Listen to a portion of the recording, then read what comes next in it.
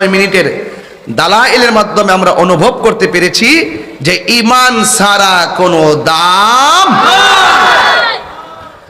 নামাজ পড়তে পড়তে কপালের দাগ ফেলে দিলেও লাভ হবে না যদি আপনার ঈমান না থাকে। তাহলে ঈমান হলো আমার নবী পাককে সর্বগুণে জেনে মেনে নেওয়ার নাম। আবু জাহেল নবীকে নবী হিসাবে জেনে মানে নাই, এই জন্য সে বেঈমান। আর সিদ্দিকে আকবর নবীকে নবী হিসাবে জেনেছেন, মেনেছেন, এই জন্য তিনি রসুল পাকের পাশেই শায়িত আছেন।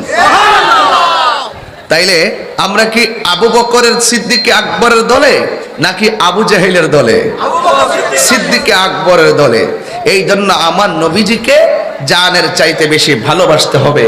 এই হলো মোটামুটি একটা কনসেপ্ট। আসুন রাসূলের হাদিসে কি বলে। আল্লাহর হাবিব সাল্লাল্লাহু আলাইহি সাল্লাম বলছেন, লা ইউমিনু আহাদুকুম হাত্তা আকুনা আহাব্বা ইলাইহি মিন ওয়ালিদিহি ওয়া ওয়ালাদিহি ওয়ান নাসি আজমাইন।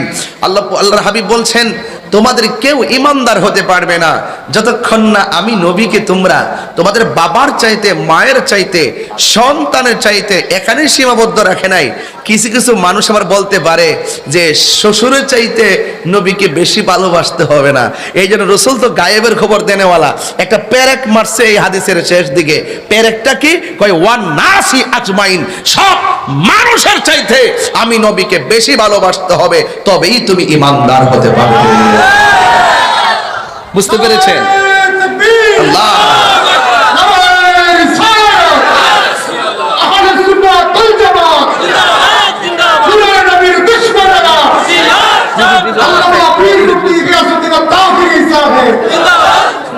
আমার যুবক ভাইরা, আমার কথা হয়তো বা আপনারা যেমন সময় তেমন কথা, আমি সময়কে খুব কাজে লাগে, কাজ কথা বলি।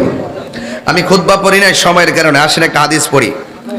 বিয়ে قال حدثنا عبيد الله بن موسى قال اخبرنا حنظلة بن ابي سفيان عن إكرمة بن خالد عن ابن عمر رضي الله تعالى عنهما قال قال رسول الله صلى الله عليه وسلم بني الإسلام على 5: شهادة أن لا إله إلا الله وأن محمد رسول الله وإقام الصلاة وإيتاء الزكاة والحج وصوم رمضان।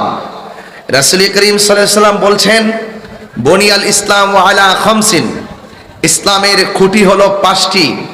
এর মধ্যে একটি হলো ওই সাক্ষ্য দেওয়া যে আল্লাহ ইলাহা ইল্লাল্লাহ